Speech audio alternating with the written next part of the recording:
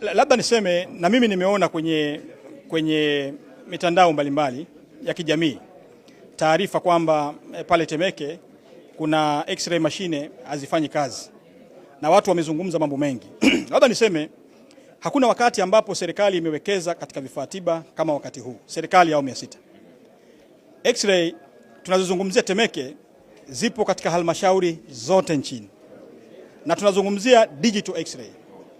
X-ray za kisasa kabisa. Sasa baada ya kuona taarifa hii kupitia vyombo vya habari, niliwaelekeza wasaidizi wangu kufuatilia kwa kina, kwa sababu hatuna changamoto ya kifaa hiki hapo Temeke. Haipo changamoto hiyo.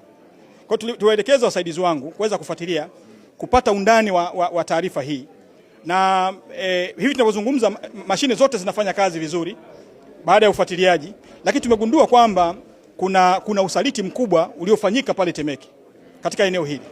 Na nimekushaelekeza uchunguzi wa kina ufanyike ili watumishi waliohusika, kwa sababu taarifa tulizopata ni kwamba kuna usaliti uliofanyika. Baadhi ya watumishi walizima mashine kwa makusudi kabisa, na watumishi hao waliozima mashine hatujui ni mmoja au ni wawili, kama walishirikiana, walizima mashine na kupelekea wagonjwa kukosa huduma, na wao wenyewe ndio wakawaelekeza wagonjwa kwenda kupata huduma hiyo nje ya hospitali ya Temeke.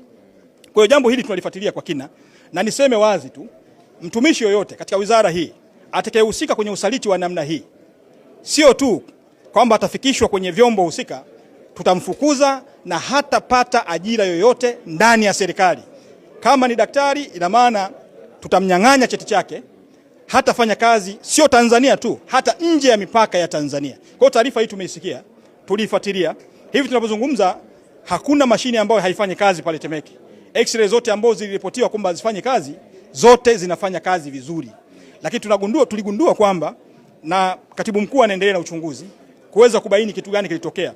Lakini tumepata taarifa kwamba kuna usaliti uliofanyika, ambapo baadhi ya watu wasio waaminifu, watumishi wa serikali, walizima kwa makusudi ili kuwaelekeza wagonjwa kwenda kupata huduma hiyo katika vituo ambavyo si vya serikali. Baada ya kuligundua hivyo, tulituma wataalamu wetu siku ya jana, walikwenda kuangalia, waliziwasha zile mashine na waliangalia mashine hazina tatizo lolote.